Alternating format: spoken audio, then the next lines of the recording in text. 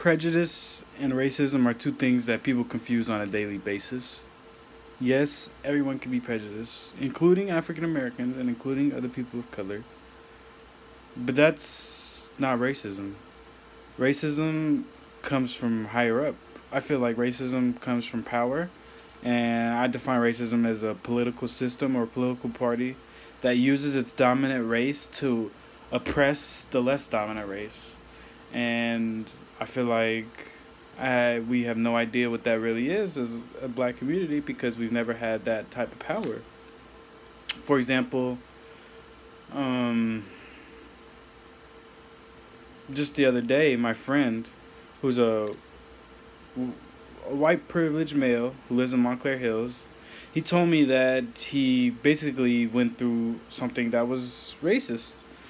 And the black guy called him a name or something like that. And I told him, you have no idea what it's like. That's like me going around saying, I know what it's like to be pregnant.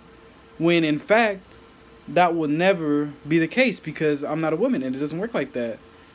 People of color are locked up for decades because of petty marijuana crimes.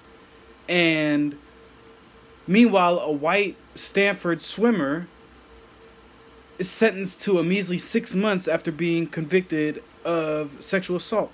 This is the type of blatant racism that we see on a daily basis. Racism is demoralizing, it's painful, and it's exhausting. And this is coming from a light-skinned black male. Light-skinned. Very light. So I could just imagine everything that I could have went through if I had just a tad bit darker skin. It's so painful and it needs to change.